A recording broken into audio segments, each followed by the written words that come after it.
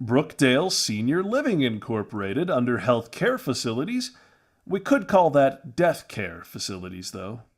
Cardinal Health Incorporated, a healthcare distributor, and CareFusion Corporation, healthcare equipment. Chugai Pharmaceuticals, Signacorp Managed Healthcare, Community Health Systems Healthcare Facilities, Cooper COS Incorporated, which is healthcare supplies, Coventry Healthcare Incorporated, again managed healthcare, Danapon Sumitomo Pharmaceuticals, Daiichi Sankyo Pharmaceuticals, Endion Incorporated Healthcare Services, Aise Pharmaceuticals, and of course Eli Lilly and Company Pharmaceuticals.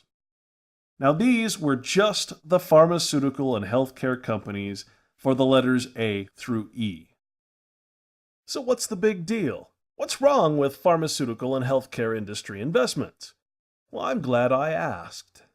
The recently passed H.R. 3590, Patient Protection and Affordable Care Act, or Obamacare, you know, the infamous healthcare bill that passed without our legislators even reading its thousands of pages before voting to approve it. This one bill signed by our good President Obama will guarantee that pharmaceutical and healthcare insurance corporations receive many trillions of dollars in research and development and other taxpayer grants and giveaways. Therefore, investing in these pharmaceuticals is all but a sure thing, meaning that the fund balances and returns on government pension and other funds will go up, up, up, while quality of care goes down into the gutter. This is just one step away from insider trading.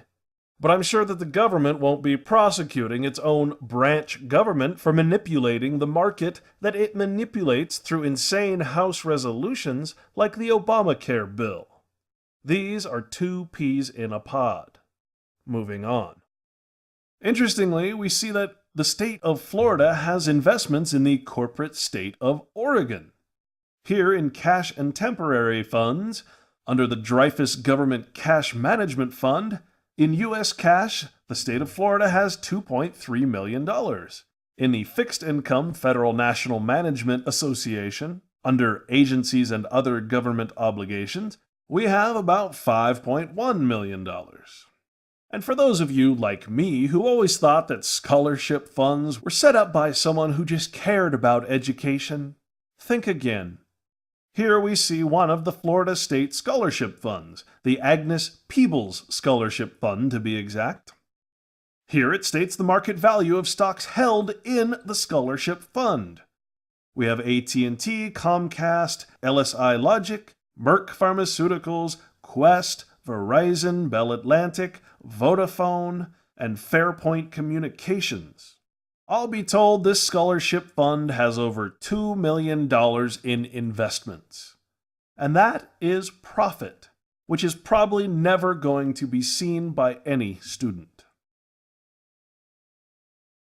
Now, also listed on this scholarship fund is the class of stock. Notice that some is Class A stock, some is Class B stock, and some have both. Let's pause for a moment and really get a grasp on what stock actually is. Back to Wikipedia, we see that under the page named Stock, and in the subsection Shares, it states that shares represent a fraction of ownership in a business. Pretty simple. If you own stock in a business, you have partial ownership in that business. And as collective government, who has partial ownership in over 185,000 different governments, you can start to understand how much of these corporations the collective government owns. A business may declare different types or classes of shares, each having distinctive ownership rules, privileges, or share values. Under the Types of Stock section, it states, stock typically takes the form of shares of either common stock or preferred stock.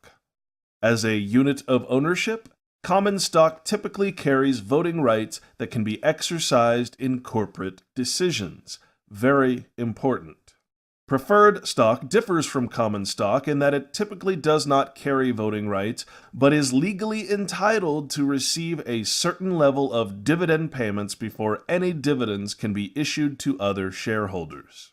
Preferred stock may be hybrid by having the qualities of bonds of fixed returns and common stock voting rights, however. They also have preference in the payment of dividends over common stock and also have been given preference at the time of liquidation over common stock. Under the shareholder section, it states, a shareholder or stockholder is an individual or company, including a corporation, that legally owns one or more shares of stock in a joint stock company. Both private and public traded companies have shareholders. Companies listed at the stock market are expected to strive to enhance shareholder value. Once again, the people are left in the cold. Shareholders are granted special privileges depending on the class of stock, including the right to vote on matters such as elections to the board of directors, the right to share in distributions of company's income, the right to purchase new shares issued by the company, and the right to a company's assets during a liquidation of the company. However, shareholders' rights to a company's assets are subordinate to the rights of the company's creditors. Now, once again here, we are touching on the subject of collective government. All of the 185,000 plus different corporations acting as governments having voting rights in all of these publicly traded and private corporations on matters related to the board of directors. What this really means is that the government, through all of its collective investment holdings, through all of these governments, has proxy rights to replace the board of directors because that collective government has controlling stock in these corporations and actually place who they want into these seats as directors of the company.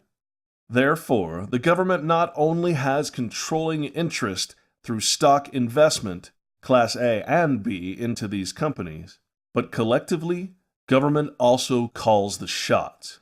And worst of all, government is the regulator of government-owned corporations. Under the section Shareholder Rights, it states that although ownership of 50% of shares does result in 50% ownership of a company, it does not give the shareholder the right to use a company's building, equipment, materials, or other property. This is because the company is considered a legal person. Once again, corporations are people too, thus it owns all its assets itself. However, in most countries, boards of directors and company managers have a fiduciary responsibility to run the company in the interests of the stockholders. If the majority stockholder in every case is collective government, and the government elects the board of directors, who then have a fiduciary responsibility to run the company in the interest of its stockholders, or the government, you see the vicious circle that is happening here. This is corporate governance. This is corporate fascism.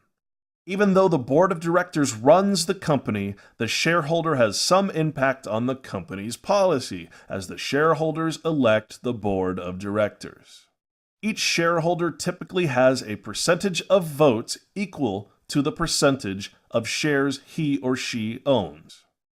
Now, one of the differences between Class A and Class B stock will be the amount of votes attached to that stock. For instance, the initial Class A stock might have 20 to 50 votes attached to it, whereas a Class B stock available on the open market might only have 1 vote. So as long as the shareholders agree that the management or agent are performing poorly, they can elect a new board of directors, which can then hire a new management team. So government, just as it didn't like Saddam Hussein, can go in and replace the CEO of the company through the board of directors by proxy vote. Board candidates are usually nominated by insiders or by the board of directors themselves, and a considerable amount of stock is held or voted by insiders. Now, after looking at just Florida's State Comprehensive Annual Financial Report, and then considering all of the other governments around the country, it's pretty obvious who has controlling stock in these corporations. Collective government.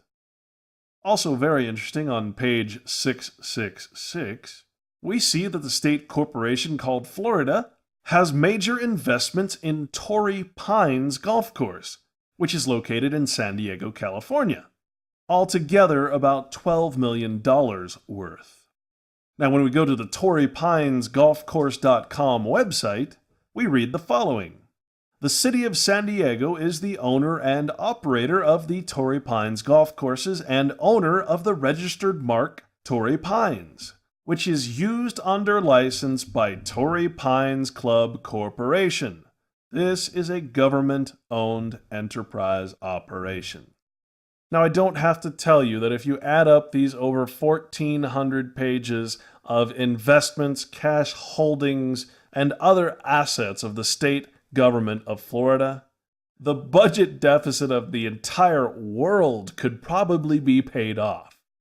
So the next time you hear your local politician, city council member, senator, or congressman in the state of Florida tell you that we're in a budget crisis, you call him or her out on their lie. And hey, if they say they don't know about this, then you ask them why they don't know about the general accounting system for government. That would be like a Baptist minister not knowing what the Bible is. So let's take a little trip over to the West Coast and look at the 2000 Comprehensive Annual Financial Report for the California State Teachers Retirement System. Now again, this is a government corporation, stating that CalSTRS is a component unit of the state of California. Of course, this report is only 90 pages long, as it does not list each individual investment and asset separately. So in this CAFR, we're only going to be looking at totals. We begin with the California State Teachers Retirement System combined statements of plan net assets as of June 30th, 2000. Now keep in mind that this is reported in the thousands, meaning that you must add 3 zeros to each figure presented. Now in the column marked State Teachers Retirement Plan and Assets, it states that investments at fair value for the short term equate to $1,559,699,000. Under debt securities, domestically, meaning in the United States, CalSTRS is holding $27,236,000,000, and internationally, $22,000. In equities domestically, CalSTRS is holding $46,691,549,000. In international equities, stock, and other investments, CalSTRS is holding $26,956,087,000. Alternative, I'm not sure what that refers to, $5,105,654,000. Real estate holdings equate to $3,771,458,000, and finally securities lending collateral at $16,107,099,000. So total investments equal over $127 billion. But wait, that's not the end. For CalSTRS is apparently in possession of some petty cash at $3,234,000.